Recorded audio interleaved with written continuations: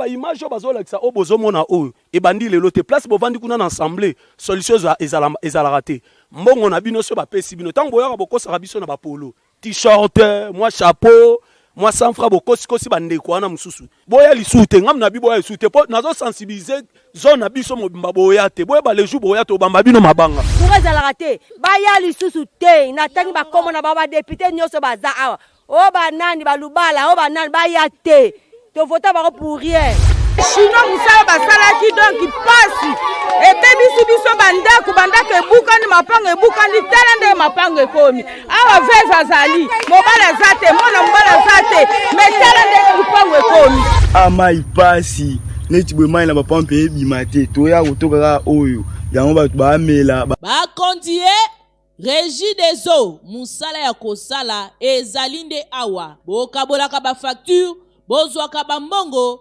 boya pe koluka solution pour la population ya kotoyo ba vivre malamu.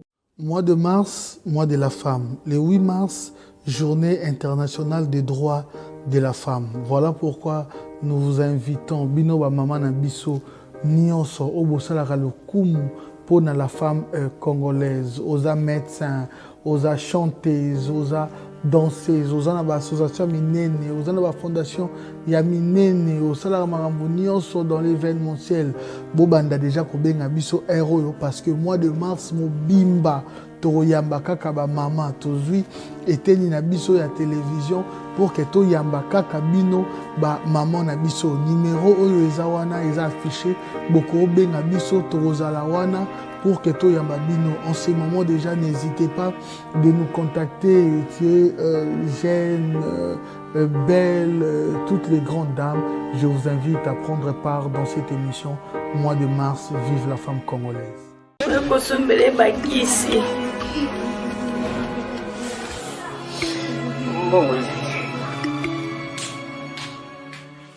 Enfin, avec le projet Congo Mokili Mavros, bayeli biso gratuité à santé. Bazali kotonga ba centre de santé na ba quartier inhospitalier ya ville ya Kinshasa. Nyonso ekozala ya ofele. Misala ebandi déjà na Kindele pe na Maluku. Yope sala lokola baninga na 10 euros, 100 euros, 1000 euros na yo contribuer pour na kosunga bandeko na Kinshasa. Tala na se ya vidéo na description okomona lien ya cagnotte. Cliquez lien ya cagnotte et kofungolela o page oyo. Cliquez na je contribue. Otie montant au kokoka. Aucun mode ya paiement, soit PayPal, to compte bancaire. Congo Mokili avec le projet Mavros, bayeli biso gratuité à 100. Ce journal vous est offert par SK Mining pour l'intérêt général de la population congolaise.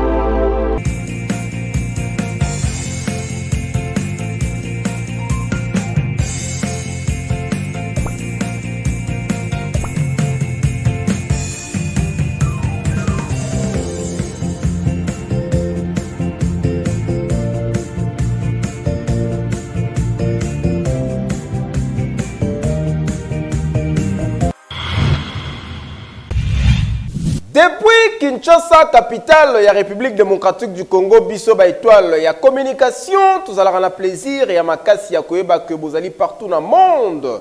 Pour na kolanda édition ya sika ya magazine Kin Lartus Mbote Kimia eumela mingi na kati ya mabota mabino. Félix Antoine Tshisekedi Tshilombo, président de la République démocratique du Congo, à Salaki échange Mokola Lobby.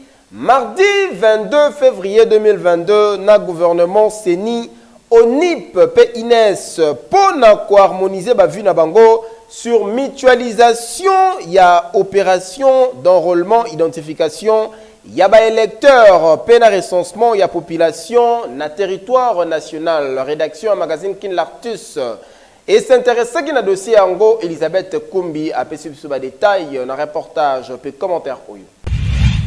Échange moko et Salemaki Lobi mardi 22 février 2022 entre président de la République Félix Antoine Tshisekedi, Premier ministre, quelques membres du gouvernement, CENI, ONUPNA INS, Bipayua Pibalobela qui harmonisation et information pour gouvernement et République Bakoka organiser l'élection na délai légal.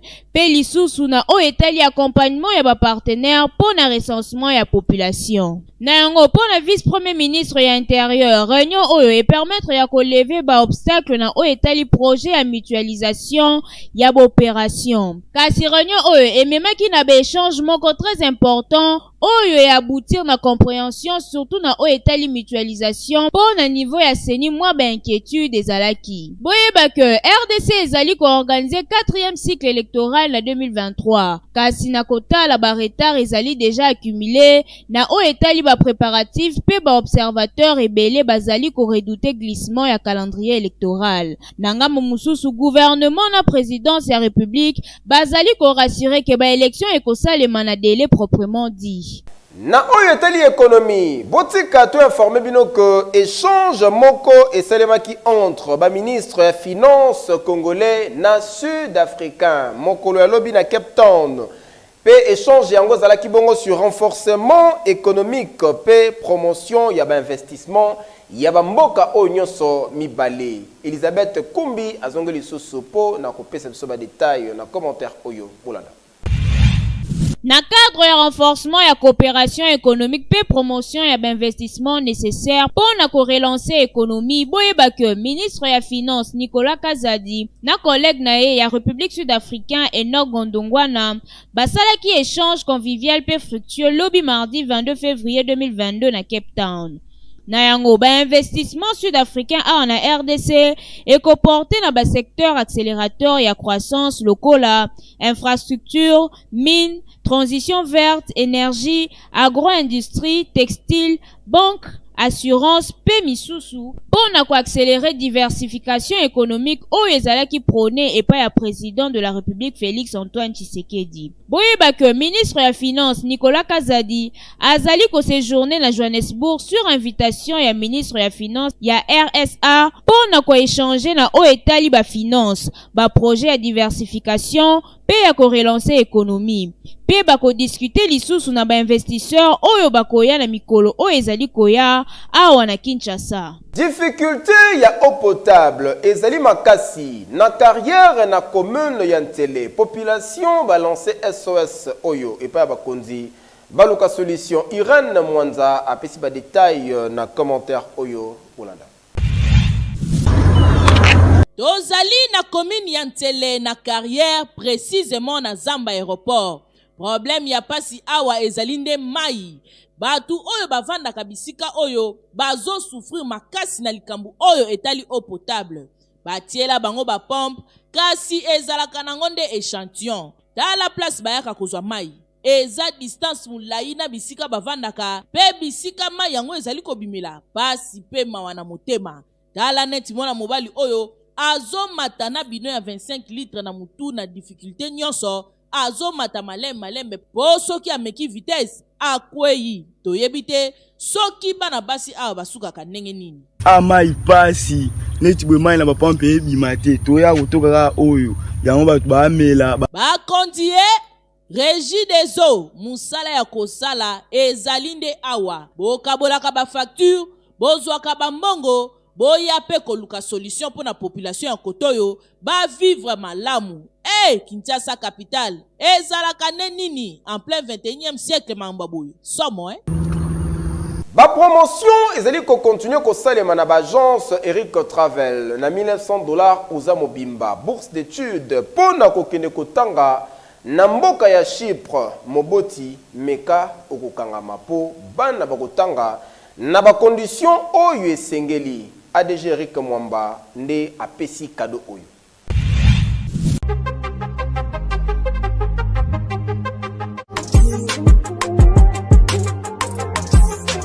Ah oui, lelo na Kinshasa ezali possible pe facile ya kozwa bourse d'études bona kokende kotanga ya orphelin partout oyo olingi na monde grâce ya bandeko ya agence de voyage Eric Travel numéro 1 na masolo ya voyage awa na RDC bakosa yo te moko te na terrain oyo ezali kokumbama epai ya ADG Eric Mwamba Nzambe pe numéro 1 na masolo ya prise en charge awa na RDC ozali na mwana oyo azali diplômé pe olingi akende kotanga na mikili ya poto opportunité yango oyo epesameli bino agence de voyage Eric Travel ememeli bino babourse d'études ebele mpona kokende kotanga lokola na mboka ya Chypre na $1900 ya pamba oza mobimba na bourse d'études complète oyo badémarche ezali kaka kosala 5 jours ya pamba pe bazali kobeta yango dada okei kotanga ya ofele pendant cycle mobimba na bauniversité ya minene ya mboka ya Chypre. Bana Kinshasa bana Brazzaville tofongoli masolo ya babourse d'études donc eza possible lelo ozwa bourse ya Chypre oyo eza na $1900 tosaleli badepense nyonso badémarche nyonso tosaleli du début jusqu'à la fin ozwi visa avec la possibilité ya kodefa billet en crédit famille d'accueil déjà tobanda yango kala tokoti sikoyo na Chypre donc famille d'accueil eza mobimba toyambi yo à partir aéroport tologe yo makambo nyonso. Adresse okokuta biso na Liberté 11e rue industrielle le KINPP na commune ya Masina quartier sans fil en face ya robot roulage oyo ezwami na Kimbuta na Matonge na commune ya Kalamu tozali no loin ya maison communale ya Kalamu pe na rond-point Kintambo magasin okokuta biso entre Facebook na WhatsApp oza mobimba poete na commune ya Njili presque banzela ebele ekomi na état moko ya délabrement très avancé ba chauffeur bazali kolela population kutu koloba te pour circulation ezala ya mituka na ya ba piéton ezali koselema na pasi projet Chilengelu ekendapi soki outi centre-ville pona kokende na commune ya Kimbantseke okoremarke ke banzela ezalaka nango susu ya malonga te notamment boulevard Kimbuta pe boulevard Lwemba soki okomi bikote oyo okomona ndenge nini etoboka bachofa bakoma koleka système tindika tiakal po soki ameki atia vitesse donc chofa na bakilia bango nyonso bakose retrouver na mabele botala bino moko ezalaka nete malonga te awa mabulu nde mabulu kutu na boulevard Lwemba esi deja elingi koma nango garage botala neti awa mituka ya minene ekoma kolala kaka bikote oyo en tout cas ezali kopesa pasi pe mawa na ngambo mosusu bamécanicien bango bakoma kobongisa mituka na bango kaka awa na boulevard Lwemba yako kamo ezali ke boulevard Lwemba ezali nolwe na maison communale ya Njili kasi oyo tokosenga kaka pardon papa bourgmestre ya commune ya Njili mekana no kota otala niveau ba mituka ekomi kovanda na boulevard Lwemba pena ba mécanicien ndenge bakomi kokomisa boulevard Lwemba garage en tout cas ezali kosala pasi pe mawa soki bo trouver solution pour la boulevard oyo ekosala mama ni loko te totikali toujours na dossier ya banzela kasi tokende na province ya Congo Central bipai wapi esengeli boyeba yango ke nzela oyo ekenda hôpital de référence ya Kazangulu na ista e koma na ita moko ya mabe makasi impraticabilité oyo wapi Olivier Matota azalaki wana pona compte ya magazine Kin Lartus a signé reportage oyo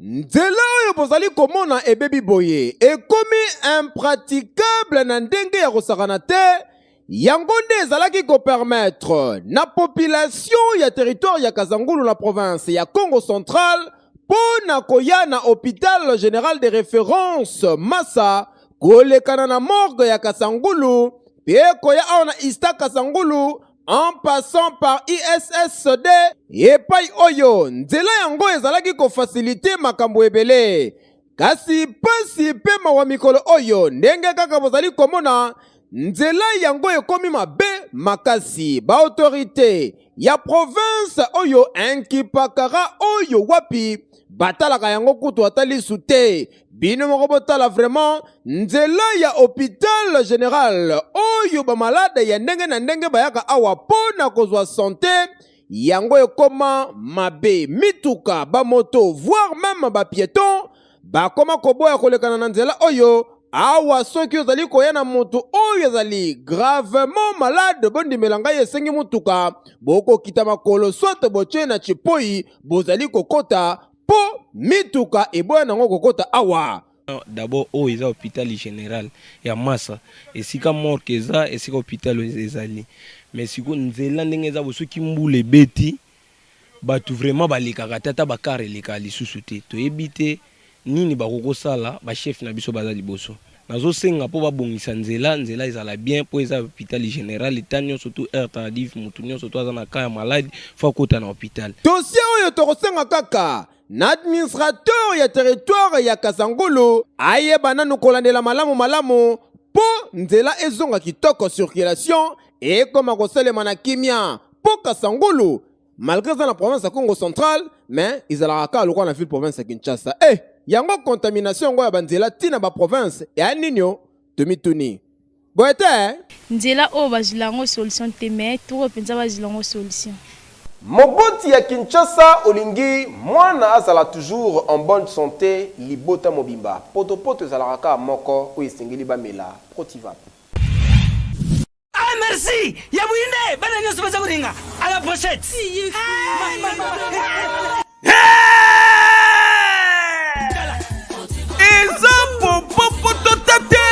Kasi ezali de véritable protivape potopoto ya bana mboka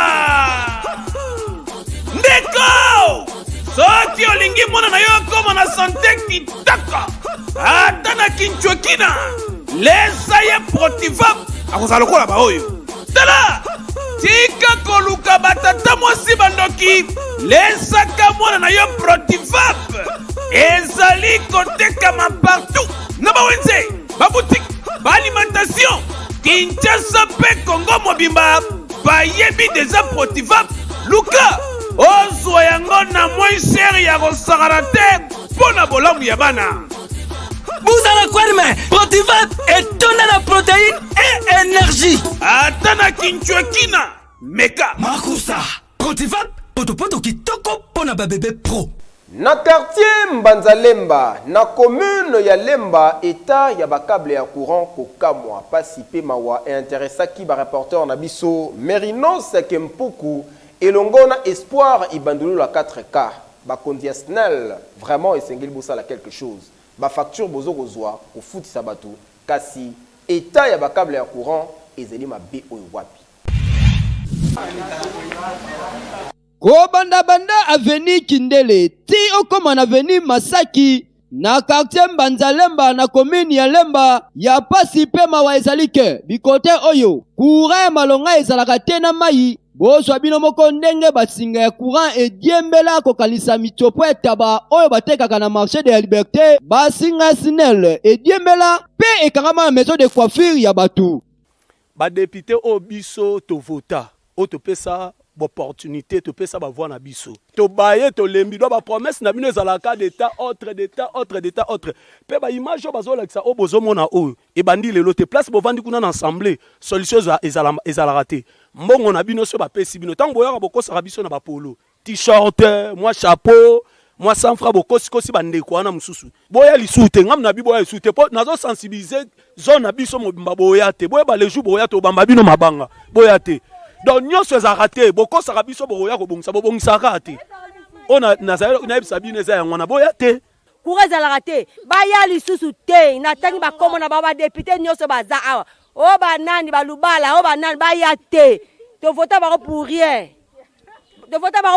mai ezalaka te donc tokomaka forage soki eza te moye tomela bato babumu ekomisa biso pade koya baforage ezalaka te baya lisusu te a tokovote bango te kasi tokosenga na badepute oyo population ya Mbanzalemba na commune ya Lemba batiaki bavoi esengeli bomeka nanu kotrouve solution pe na bandeko ya SNEL botala nanu ete ya basinga na bino malamu po population bakomi deja na bakanda ya boye eza vraiment normalité yanga nini. La commune ya Selemba na quartier Eradi, érosion ezali ko menacer population makasi. yango ya la nini na République démocratique du Congo, surtout à la ville province ya Kinshasa, bakondi silence radio oyo wapi nzoka bandaku ya population ezali kobukana. Bazali ko vivre na danger makasi bango banani population oyo efandaka na quartier Eradi na commune ya Selembao pona érosion oyo bozali komona boye esali mikolo ebele depuis ebanda ba dégâts nango awa na quartier Eradi na commune ya Selembao. Population bango moko bameka kobwaka bafulu na babiloko ya ndenge na ndenge pona kuempêcher développement ya érosion oyo kasi ezali kosimba te ata muke. Nde population bazali kolela epai ya bakonzi balukela bango solution pona érosion oyo sino te tango mvula ekobanda lisusu awa ba dégâts ekozala grave. Kasi sela ba information tozwaki epai ya population balobaki que ba chef de riz ba koma koteka ba espace vert oyo ezalaka awa alors que ba autorité bazali au courant na yango te. Chinois musala basalaki donc pasi etebisi biso bandako ebukani mapango ebukani tala nde mapango ekomi awa veve azali mobala zate mona mobala zate metala nde mapango ekomi masanga mbila wana babongisa wana ndenge mo malamu te basala na ndenge nini bato ba chinois lebe ko bosala presse basala ki au même niveau et pourtant biso ko toto za kamwa likolo il fallait batia biso likolo pote maya kuna monga fule lezo kitaboye et pasola même la balabala et côté la bandako to sala balabala biso ko comme vraiment érosion ya munene to bundi to sali deux fois et sali biso deux fois mekama ndenge wana bandako mibale za menacé poso na nga tungi na tanga libulu mobima ekozala ne passe ba autorité ya ville province ya Kinshasa boluka solution côté oyo posoki botiki kaka boye na bamvula oyo eza kobanda mikolo oyo tokoyoka sango boyebila. Et comment l'unique rendez-vous ya Congo Kinshasa Brazzaville Afrique Pédiaspora rubrique Nabino Boulou et plus original Motuna ya lelo ezali nini et utipe pa ya nani landa surtout kamata leso.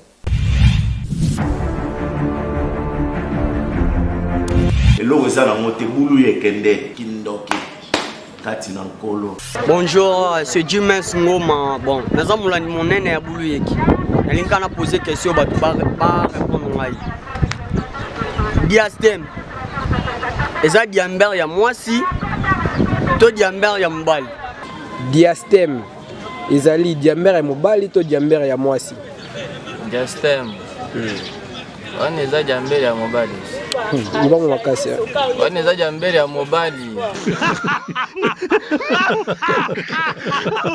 Diastem, ezali Diamber ya moi sito Diamber ya mobile. Diamber ya mobile. Bongo makasi. Diamber ya mobile.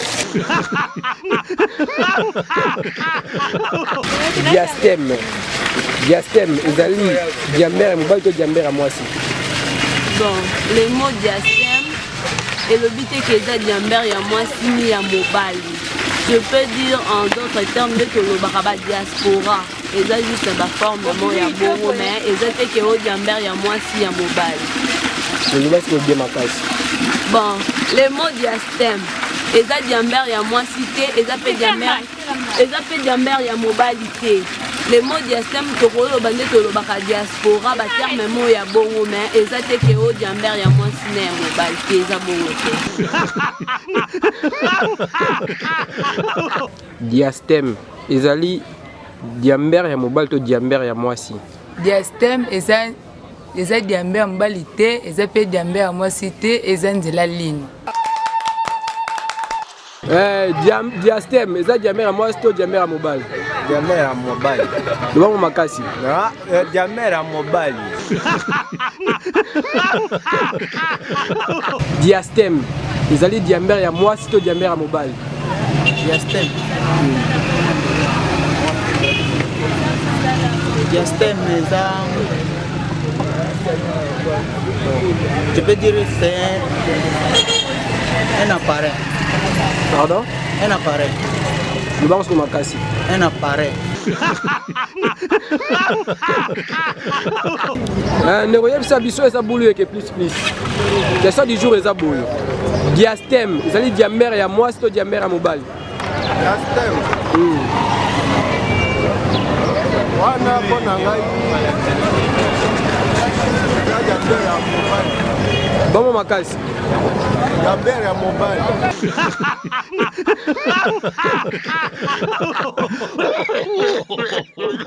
nani komo malien lero malien oyo eza bulu eke plus yebisa biso diastème ezali diamber ya mwasi to diamber ya mobali bon diastème eza diamber ya mwasi te eza mpe diamber ya mobali te mais eza on peut dire comment comme nzela lino yango babengaka diastème. Artiste FG Mister Lova Lova. Mister Lova Lova. Oyo eza bulu eke 4 plus tozotuna question na biso eza bulu diastème ezali diamber ya mwasi to diamber ya mobali diastème bon diastème eza ni diamber ya mwasi ni diamber ya mobali mais diastème ezali nzela ya mini. Qui est l'artiste? Boulou que plus original. Ne tombera jamais. Original. Tu koto kanano bundite. Boulou que makambo. Ça parle plus trop. Boulou que makambo. Ça c'est l'original, parole du maître. Quand on connaît, on connaît. Boulou que boma. Boulou que boma. Et quand on ne connaît pas, on apprend. Zalale. Parole du jeune maître, parole du jeune maître. Boseki na bandaku bokangami bapandi kasi ndenge tomisana koloba stylo na carnet toujours pembeni po na connoté bonne réponse bokanga pe bosimba yango malamu ke diastème ezali na yango kaka nzela ya minu oyo emonanaka soki moto azali koseka to pe azali koloba lokola ngai Piro Ebende l'international obiang nazalaka bongo na nzela ya minu oyo babengaka bongo diastème kasi ezali bongo naturel donc diastème ezali bongo nzela ya minu na bandi bo comprendre pe bozwi les sons tokomi na suka ya présentation ya magazine Kin Lartus kasi avant ko boucler yango tozali bongo na page rose spéciale oyo. Joyeux anniversaire et paye à la grande dame Angèle Diasuka, top modèle en direct ya Mboka ya Suisse, la Genève. Oh, il y a pour souffler une bougie de plus.